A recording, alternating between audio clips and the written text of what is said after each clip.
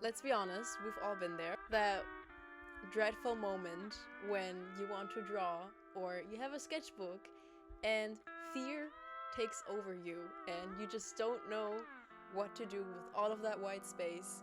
You feel so overwhelmed, frustrated, and maybe, I think that's even worse, maybe you do have ideas and you just don't know where to start, or you're scared that you will ruin your sketchbook. So today I am here to help you. I am here to bestow my wisdom upon you on how to fill your sketchbook. And if you're thinking, what in the world is the 17-year-old telling me? What could they possibly know or possibly have accomplished that would make any art advice coming from them useful to me?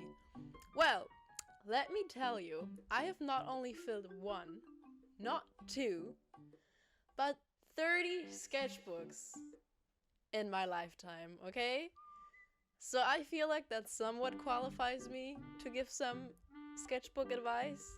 So this video is going to be split up in two parts. The first part is going to be about how to conquer the fear of using your sketchbook, and the second part are going to be some actual tips on what to do and how to fill all that white space. So first off, what might be some common fears that we artists feel when starting a sketchbook? You know, naturally, there are a lot of things to worry about. The first page, all the blank pages that follow, the fear that maybe you create one bad drawing and that immediately ruins the entire rest of your sketchbook. But, you know, slow down. Let's not go into this fear spiral, because that's just not good. Okay, we're gonna conquer these fears today, alright? We're gonna conquer them together, one step at a time. So, let's talk about the first page, which I think is the most intimidating thing for most people, because it's the first thing that people are gonna see. So that's pretty scary. You obviously want the first impression to be a good one. But you know what? There are lots of things that you can do with the first page. You can just skip the first page and start working on it at the very end. You can just write your initials on it. You can just write your goals at the first page. You can make it a low effort doodle page, you know? And I think the most important tip is just, there are no rules in your sketchbooks. You can do whatever you want. There is no set structure for your sketchbook because it is your sketchbook. And the second thing, which I think every good art advice video will give you, is that it's just a sketchbook. I think that is the most important thing and the hardest mindset to have if you don't have it already. It's just a sketchbook. You don't have to show it to anyone. It's there to sketch. You're not being paid to paint on a, I don't know, 5-meter large canvas with expensive oil paints. It's just a sketchbook, and it's there that you have a space to practice for yourself and for yourself only, okay? So I know it's very hard because obviously I think most people are still very ambitious with their sketchbooks, or you know, they want it to turn out perfect, but at least try to keep that in mind and try working on that mindset. Another tip to conquer that sketchbook fear is to either buy a very cheap sketchbook, or something that I often did when I was feeling myself getting anxious, just use short sketchbooks. Not every sketchbook that you complete has to have over 200 pages. You can also just buy a sketchbook that has, I don't know, 25 pages or 50 pages.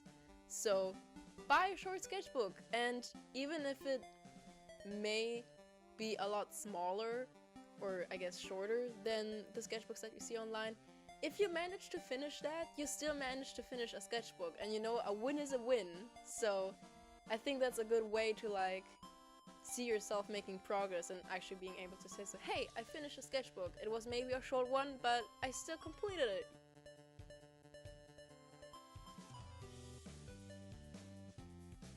So let's say that you don't have any of these fears or any of these problems and you just don't know what to draw. Again, since it's your sketchbook, it's the perfect opportunity to figure out what you like drawing and what you dislike drawing, and to try out new things, advance your skill sets, you know, also just have fun. And I think the main thing is just to try out new things throughout the entire sketchbook. So with trying new things, to name some examples, that could mean trying out new materials, new art styles, trying out different subjects that you want to study and draw. So for example, drawing animals, people from real life, buildings, perspective, anatomy. Also another great thing for me, and I think also many other artists, if we're slowly feeling that we're getting into an art block, drawing fan art of your favorite cartoons. Another great reason why you should do these things is to find your comfort zone and find out things that you didn't know you were really good at. For example, some people study animals and then they realize, wow, I'm actually really good at this. Why didn't I try this sooner? Again, use your sketchbook to try out new things, because I've learned lots of things about myself that I didn't know I liked and enjoyed. And you know, if you have the resources, try out different mediums. So markers, pencils, watercolors, wash paint, oil paints, I don't know, crayons. So basically anything that comes to mind. So you might be thinking, alright, I get it, studying is important, yada yada yada, I'm already studying a bunch of stuff, but as I said at the beginning, having fun, in my opinion, also very important in your sketchbook. So maybe you're like, alright, I've done studies, or I am willing to do some studies, but I don't only want to study the entire time in my sketchbook. So what can I do? So again, fan art is just amazing to do. If you just want to have some fun, you know, drawing your favorite characters, some character interaction. Or, you know, another great thing is like do some challenges. Like I did a bunch of challenges in my old sketchbooks every now and again that just really helped me. Or you can also like follow along on trends. Like there are so many Instagram and I'm guessing also like TikTok challenges and trends that you can do. And even if you don't post them anywhere, you can still use those prompts that are given to you and using them to create something.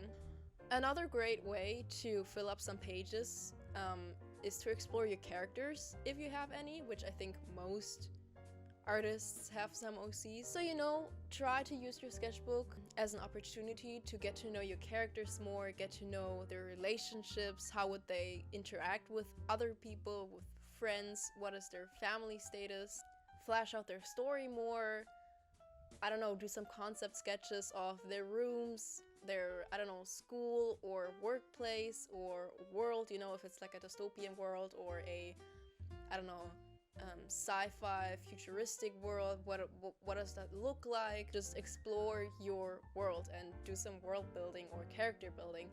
That is my personal favorite thing to do.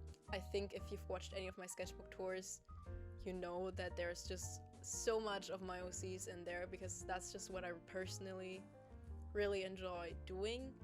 So another great way to fill up some white space is doing some contour drawings. What I did is just like pick a person from Pinterest and do a contour drawing of them. Boom, like in 2 minutes you have an entire spread filled up, or in like 1 minute you have an entire page filled up with contour drawings, which is amazing, you know. And maybe use some like fun markers or like some fun colors if you do it, and then it's visually more interesting. Also, collages are an amazing thing to do. Super easy way to fill a spread or a page in your sketchbook.